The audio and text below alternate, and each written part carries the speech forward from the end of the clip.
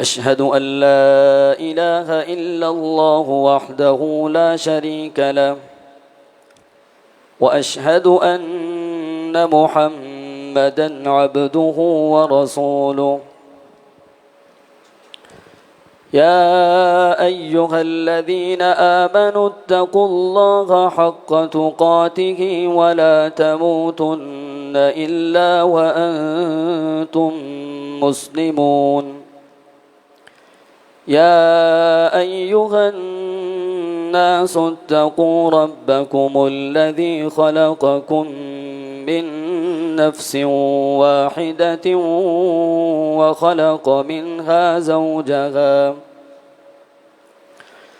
وخلق منها زوجها وبث منهما رجالا كثيرا ونساء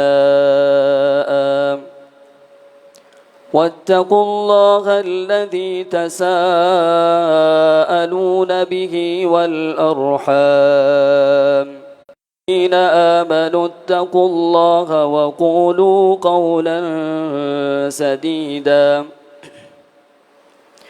يغفر لكم ذنوبكم يا أيها الذين آمنوا اتقوا الله وقولوا قولا سديدا يصلح لكم أعمالكم ويغفر لكم ذنوبكم ومن يطع الله ورسوله فقد فاز فوزا عظيما أما بعد فإن خير الحديث كتاب الله وخير الهدي هدي محمد صلى الله عليه وسلم وشر الأمور محدثاتها وكل محدثة بدعة وكل بدعة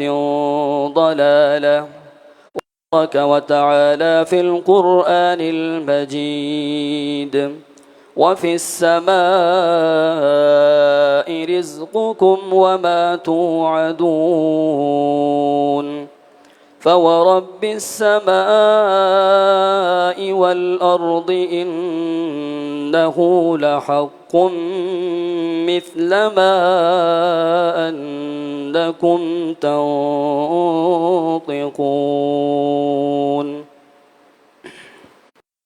وما توعدون तुम्हारा रिज्क और जो चीज़ या जो भी तुमसे वादा किया गया है ये आसमान में है। फ़वरब्बिस समाई वल अर्द, आसमान और ज़मीन के रब की कसम,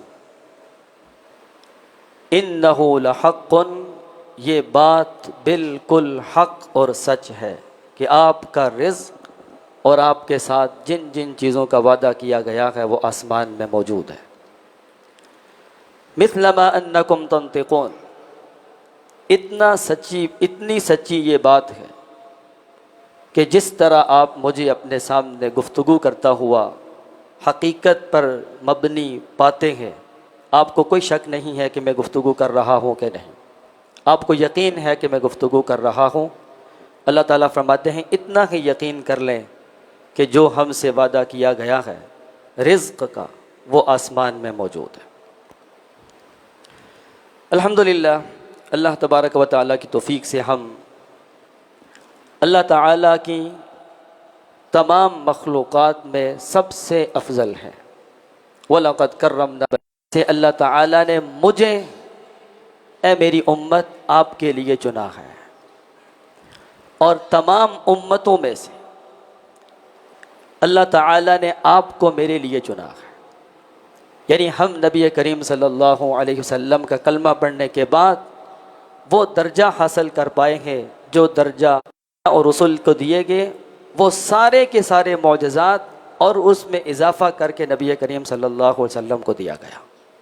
यानी उम्मत मुस्लिमा पे हक़ अदा कर दिया अल्लाह ताला ने, कोई चीज़ छोड़ी नहीं जिसे करना ज़रूरी था और जिस चीज़ को छोड़ना था अल्लाह तबारक व तआला ने उसको बयान करके रख दिया।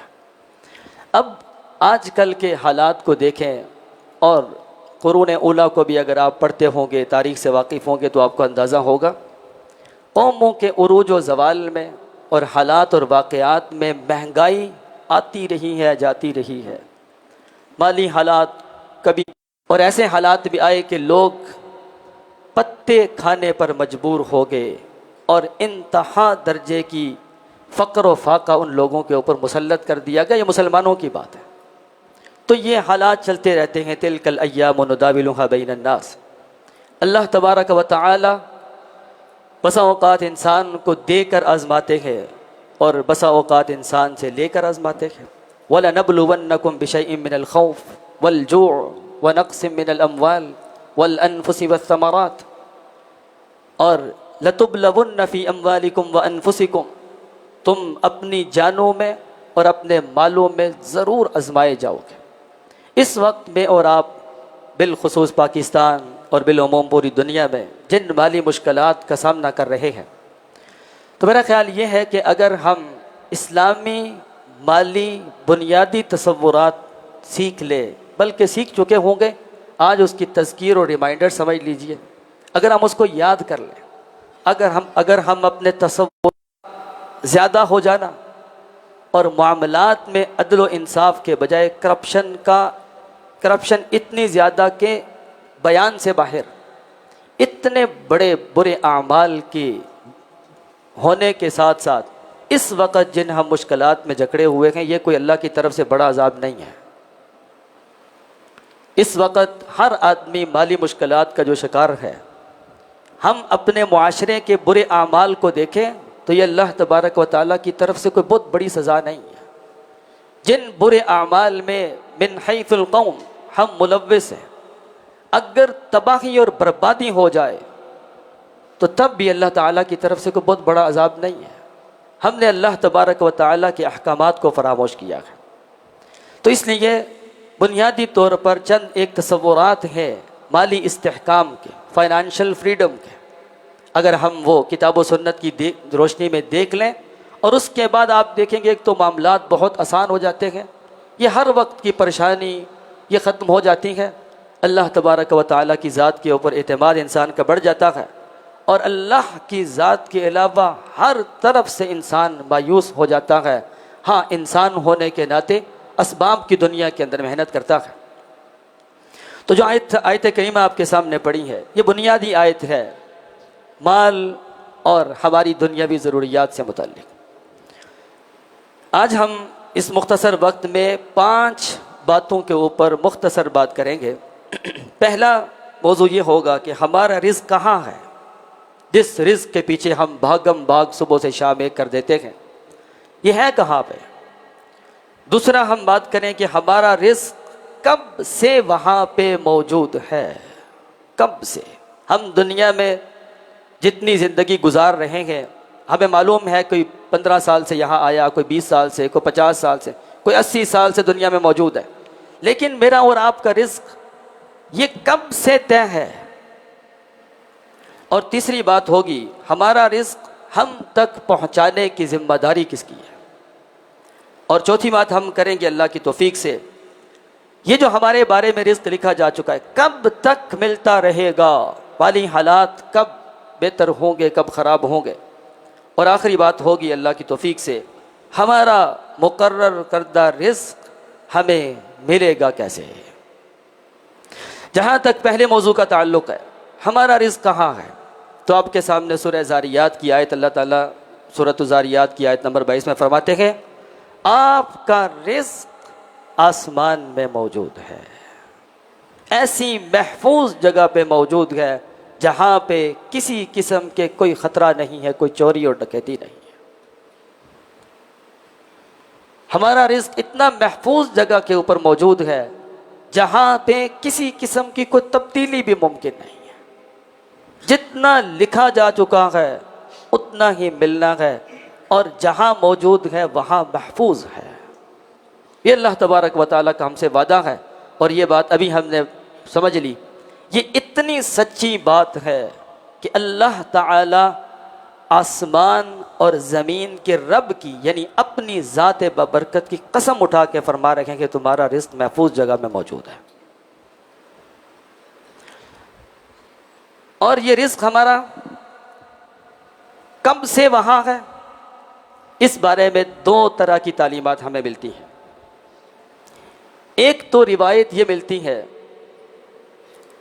صحیح مسلم میں کہ آپ علیہ الصلوۃ والسلام نے فرمایا کتب اللہ مقادیر الخلائق قبل ان يخلق السماوات والارض ب50 الف سنہ. یہ جو آپ کے بارے میں رزق، اور صرف رزق ہی نہیں بلکہ ہر چیز جو کام بھی دنیا میں قیامت تک ہونے والا ہے اس پوری کائنات میں، جس میں انسانوں کا رزق، انسان کی حرکات و سکانات، بلکہ صحیح مسلم کی ایک اور روایت کے مطابق آپ نے فرمایا یہاں تک یہ باتیں طے ہیں اگر کوئی آدمی اپنا ہاتھ اپنے ماتھے پہ رکھتا ہے، یہ بات بھی طے ہے یہ آدمی فلاں دن فلاں تاریخ کو فلاں وقت میں اپنا ہاتھ اٹھا کر اپنے سینے کے اوپر یا اپنے منہ کے اوپر رکھے گا، یہ بھی طے ہے.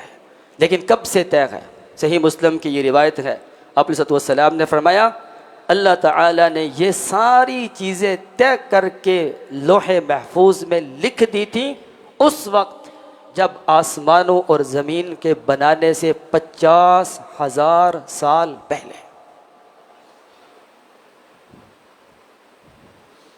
50,000 سال پہلے، میری اور آپ کی پیدائش سے نہیں بلکہ آسمانوں اور زمین کی پیدائش سے 50,000 سال پہلے.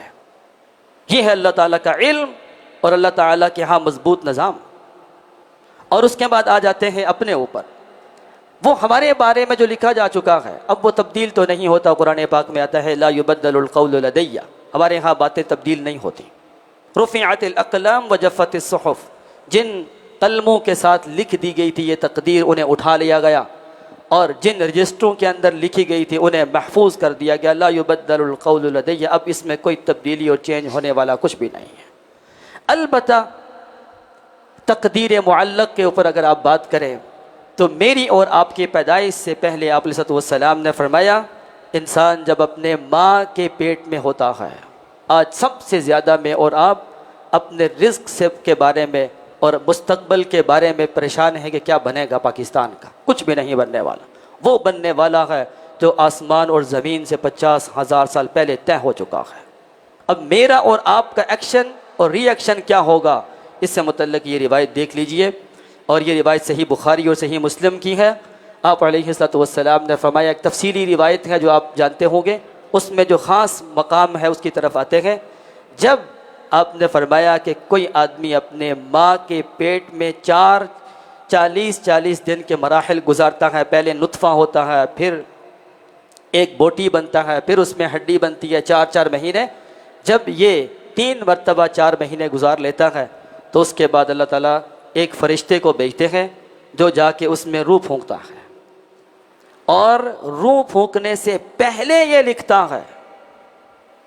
اللہ تعالیٰ فرماتے ہیں لکھیے اکتب عملہ ورزقہ واجلہ وشقی او سعید. 4 باتیں روح پھونکنے سے پہلے لکھ دیجئے. سب سے پہلی بات، یہ بندہ اپنی زندگی میں اعمال کیسے کرے گا، ورزقہ، کتنا مال کہاں پہ ملے گا، کیسے ملے گا، کیوں ملے گا، کتنا کھائے گا، کیا کرے گا، سب کچھ روح پھونکنے سے پہلے لکھ دیجئے. اور تیسری بات ہے اجلہ، یہ کتنی مدت دنیا میں گزارے گا. اور چوتھی اور آخری بات شقی او سعید، یہ کیسا ہوگا، یہ کامیاب ہوگا یا ناکام ہوگا، خوش بخت ہوگا یا بدبخت ہوگا. یہ 4 باتیں ہمارے اندر روح پھونکنے سے پہلے لکھی جا چکی ہیں. اور اس کے بعد اللہ تعالیٰ فرماتے ہیں ثم ينفخ فیہ الروح، پھر اس کے بعد اس میں روح پھونکی جاتی ہے. اور اس کے بعد تفصیلی روایت میں اور باتیں بھی ہیں. پھونکنے سے پہلے ماں کے بطن میں ہی اس کے بارے میں طے ہو چکا ہوتا ہے. تو اس کا مطلب یہ ہے کہ میرا اور آپ کا رزق صرف رزق ہی نہیں بلکہ یہ 4 باتیں سب کچھ طے ہے، اللہ کے ہاں طے ہے۔ یہاں پر آپ چیزیں بنا کر ریموو کر دیتے ہیں، ڈیلیٹ کر دیتے ہیں، آگے پیچھے کر دیتے ہیں، تبدیل بھی کر لیتے ہیں، بہتر بھی کر لیتے ہیں، خراب بھی کر لیتے ہیں۔ وہاں پہ ایسا کچھ بھی نہیں ہے۔ اللہ تعالیٰ کا علم اتنا وسیع ہے، اللہ کو پتہ ہے کس نے کیا کرنا ہے، کب کرنا ہے، کہاں جانا ہے، کیا کھانا ہے۔ ایک روایت میں آتا ہے آپ علیہ السلام نے فرمایا اس حد تک میں اپنے گھر میں بیٹھا ہوتا ہے لیکن اس کی موت لکھی ہوتی ہے دوسرے ملک میں، تو اللہ تعالیٰ اس بندے کے لیے کوئی کام بنا دیتے ہیں، وہ سفر کر کے وہاں پہنچتا ہے، وہاں روح قبض کر لی جاتی ہے۔ طے ہے ہر چیز۔ تو یہ ہماری پہلی بات یہ ہوئی کہ ہمارا رزق ہے کہاں پہ، تو معلوم یہ ہوا کہ وہ رزق آسمان میں ہے۔ اور یہ آپ دیکھ لیے 12ویں پارے کی پہلی آیت سورہ ہود کی آیت نمبر 6، وَمَا مِن دَابَّةٍ فِي الْأَرْضِ إِلَّا عَلَى اللَّهِ رِزْقُهَا وَيَعْلَمُ مُسْتَقَرَّهَا وَمُسْتَوْدَعَهَا كُلٌّ فِي كِتَابٍ مُبِينٍ۔ ہر ذی روح، انسان نہیں، انسان کے علاوہ ہر وہ مخلوق جو کھاتی اور پیتی ہے، حیوانات، چرند پرند، حتیٰ کہ وہ کیڑا جو پتھر کے اندر ہوتا ہے، اللہ تعالیٰ نے ہر ایک چیز کے بارے میں فرما دیا۔ ہر ایک چیز کا رزق، اس کے ملنے کی جگہ، کیفیت، وقت، جگہ، ہر چیز کہاں ہے؟ کل فی کتاب مبین، لوح محفوظ کے اندر بالکل واضح انداز سے درج کر دی گئی ہے، کچھ تبدیل نہیں ہو سکتا وہاں پہ۔ اسی لیے کہتے ہیں، بلکہ آپ علیہ السلام کا فرمان ہے، ہم جو بھی اعمال کریں اس سے پہلے اپنے ایمانیات کو مضبوط کریں۔ حضرت جندب بن عبداللہ بیان فرماتے ہیں کہ آپ علیہ السلام اس وقت تک ہمیں قرآن پاک نہیں سکھانا شروع کرتے تھے جب تک ہمارے ایمانیات پہ محنت نہیں کر لیتے تھے، کیونکہ جیسے آپ مینٹلی ہوتے ہیں ویسے آپ فزیکلی ہوتے ہیں، جیسے آپ کی سوچ ہوتی ہے ویسے آپ کے ایکشنز اور اعمال ہوتے ہیں۔ اگر ہماری سوچ یہ بن جائے بس یہ باتیں طے اور یہ ہر چیز لکھی ہوئی ہے، یہ انڈرسٹوڈ ہے، یہ ڈاکومنٹڈ ہے اور اس میں کوئی تبدیلی نہیں ہے، تو کتنی ریلیکسیشن مل جاتی ہے انسان کو، کتنا آسانی، کتنا سکون، ہر چیز طے، کوئی چیز بھی ہمارے آگے پیچھے ہونے سے تبدیل نہیں ہو سکتی۔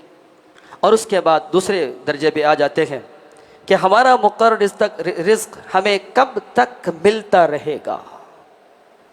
آج ہم پریشان ہوتے ہیں اس بارے میں، کیا پتہ آنے والے حالات میں مہنگائی اتنی بڑھ جائے کہ جو جمع کیا وہ سارا ختم ہو جائے، پھر کیا کریں گے؟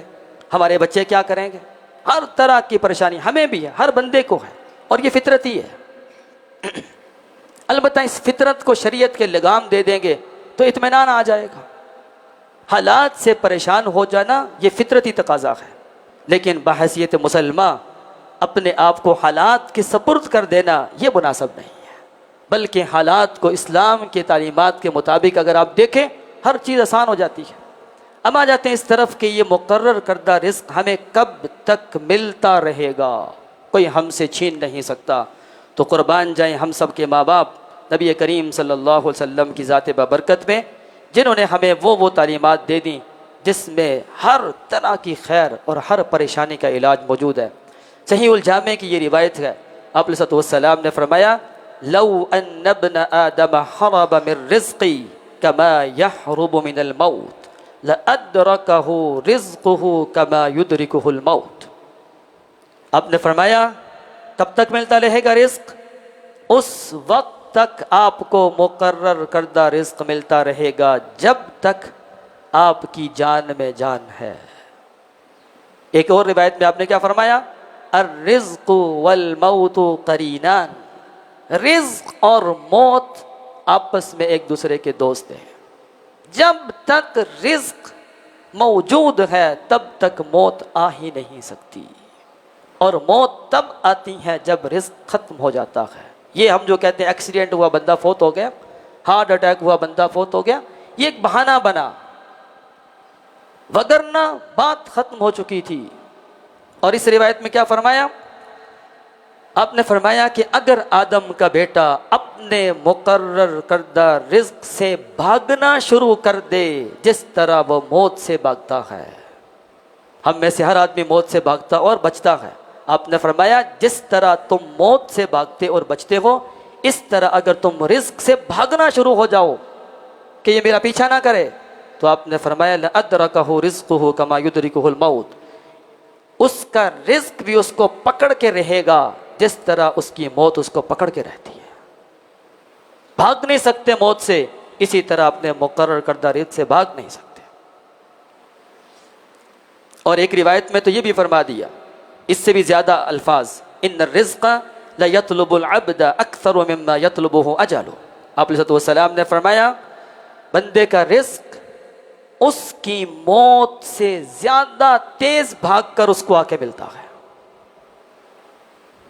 اور یہ ہم سب کا ایمان ہے کہ موت سے کوئی بندہ بچ نہیں سکتا، موت ہمارے پیچھے لگی ہے، کب آئے گی وقت مقرر ہے، ہمیں نہیں معلوم۔ اسی طرح موت سے زیادہ تیز سپیڈ ہے، تیز رفتار ہے وہ رزق جو 50,000 سال پہلے لکھ دیا گیا تھا، وہ مل کے رہنا ہے، جو مرضی ہو جائے، کوئی کسی کا کچھ نہیں کھا سکتا۔ اس کے بعد اب آپ دیکھیے، ہم انسان ہیں، پریشان ہو جاتے ہیں کہ جب ہر چیز لکھی ہے اور وہ جو لکھی ہے وہ کھائے بغیر مر نہیں سکتے، پھر یہ محنت کیا ہے، ہم کیوں محنت کریں، ہم کیوں مشقت کریں؟ تو اس بارے میں سب سے پہلی بات یہ ہے کہ ان کا تعلق ایمانیات سے، اپنے ایمانیات کو اتنا مضبوط کریں، اللہ تبارک و تعالیٰ کی ذات کے اوپر اعتماد کریں، اور آپ علیہ السلام کے ان فرامین کی حقانیت اور سچائی کے اوپر یقین کریں۔ اور اس کے بعد پھر کیا ہے، ہمارے بارے میں جو رزق لکھا ہے یہ ہم حاصل کیسے کر سکتے ہیں؟ اور ایک بات یہ بیان کرنے سے پہلے عرض کر دوں، یہ جو 5واں سوال ہے کہ ہمارا رزق ہمیں ملے گا کیسے، ہر بندہ تقریباً اسی 5ویں سوال کے بارے میں پریشان ہے، پہلے 4 سوالوں کے بارے میں بالکل خاموش اور مطمئن ہے۔ حقیقت یہ ہے، یہ 5واں سوال اس بندے کے لیے بہت آسان ہے جس کے پہلے 4 سوالات کا جواب واضح ہے، اور جن لوگوں کو پہلے 4 سوالات کا جواب واضح نہیں ہے، اس بندے کے لیے آخری سوال ایک بہت بڑی آزمائش ہے۔ آپ دیکھیے گا کیسے۔ سوال یہ ہے، ہمارے بارے میں ہر چیز طے ہے، پھر ہم کیوں اتنا پریشان ہوتے ہیں؟ پھر ہمیں وہ مقرر کردہ رزق حاصل کرنے کے لیے کیا کرنا پڑے گا؟ تو دیکھیے، ایک اصول کے اوپر دنیا چلتی ہے، جس اصول کو فقہائے کرام نے قرآن و سنت کی روشنی میں ترتیب دیا ہے، اور وہ ترتیب یہ ہے، ترک الاسباب جہل والاعتماد علیہا کفر۔ اسباب کو چھوڑ کر اللہ کی ذات پہ اعتماد کرنا یہ سراسر جہالت ہے۔ اسباب چھوڑ کر ان تعلیمات کے اوپر اعتماد کر کے گھر میں بیٹھ جانا یہ سراسر جہالت ہے۔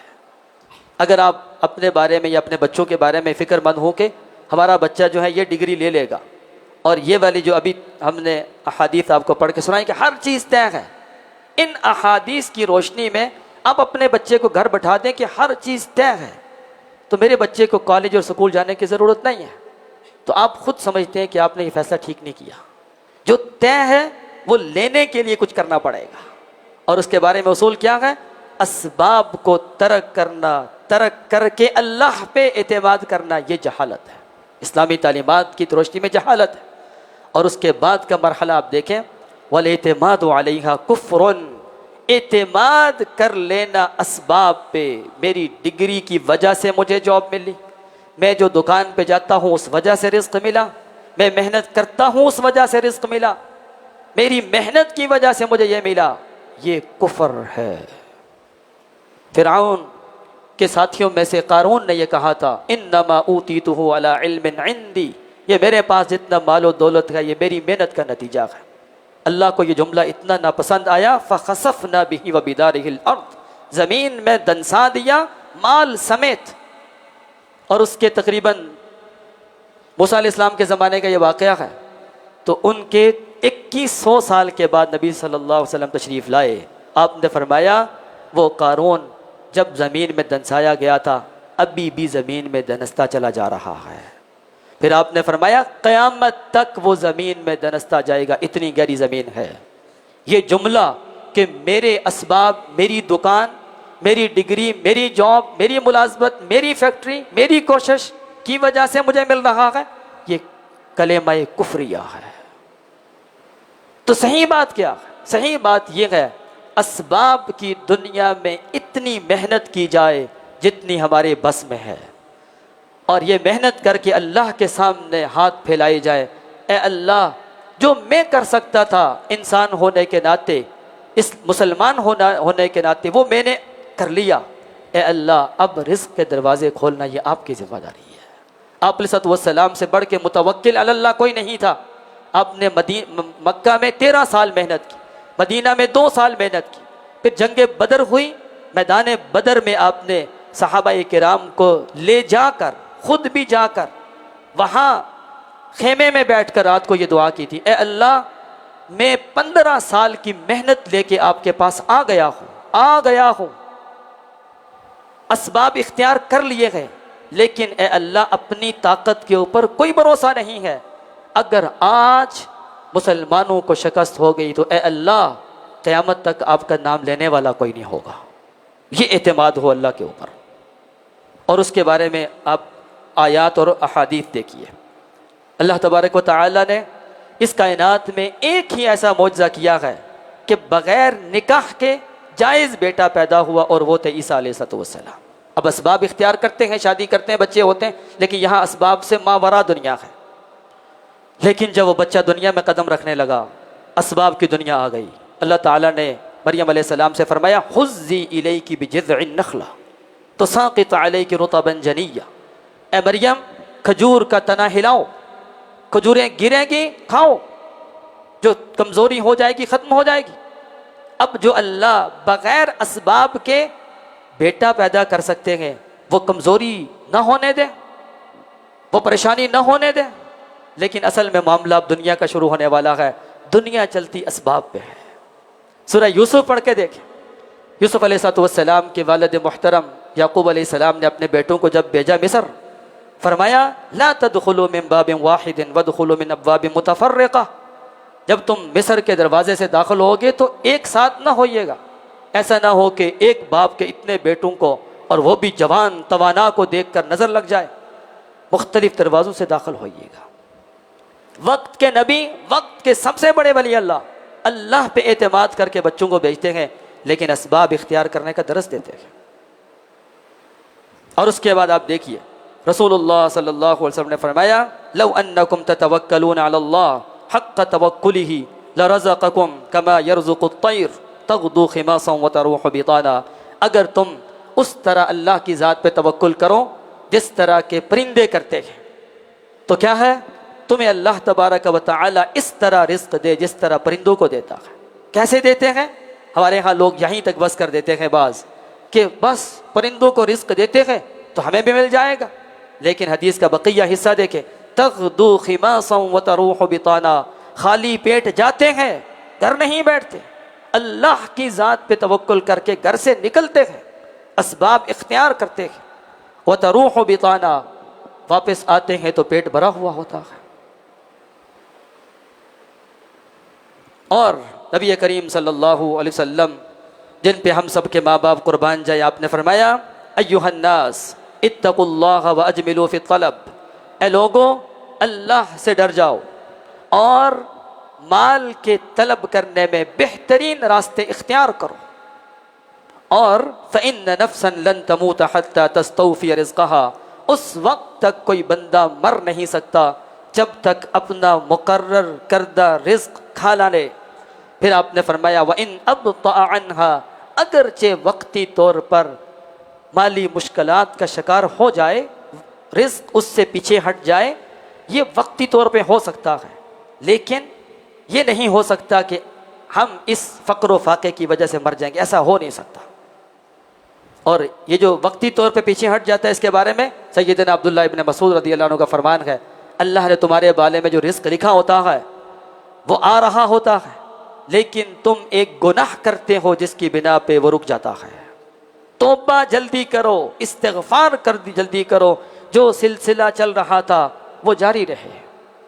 پھر ایک روایت میں آتا ہے آپ علیہ السلام نے فرمایا اللہ تعالیٰ نے کچھ لوگوں کا رزق اصل میں مشروط کیا ہوتا ہے دیگر لوگوں کے ساتھ۔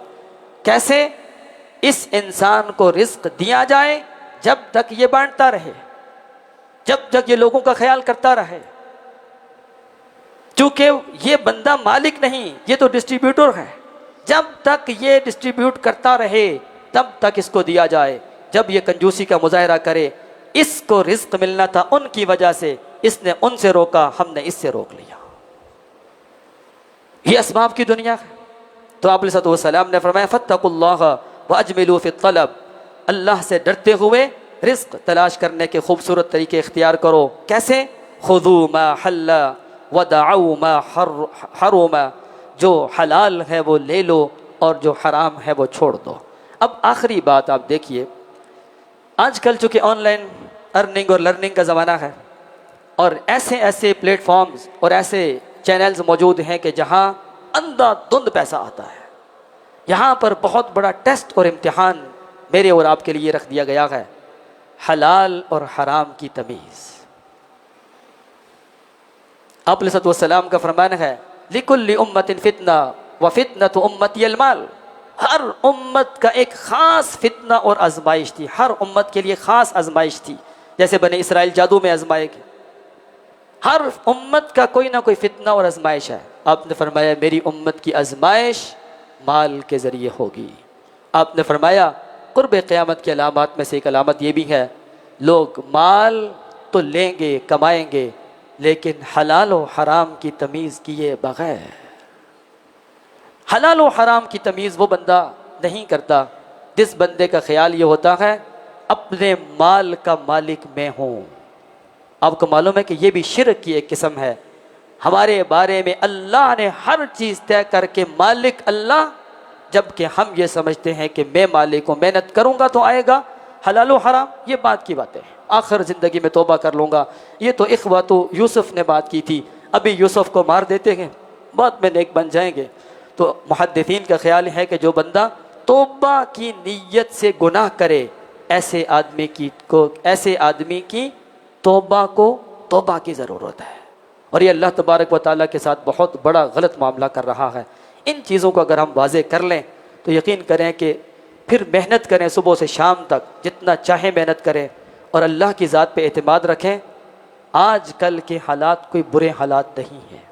کبھی انشاءاللہ زندگی میں پھر بات کریں گے کہ مال کو بڑھانے کا ایک اور انداز کیا ہوتا ہے۔ اللہ تبارک و تعالی ہمیں عمل کرنے کی، سمجھنے کی اور اس کے مطابق زندگی گزارنے کی توفیق عطا فرمائے۔ وآخر دعوانا ان الحمد للہ رب العالمین۔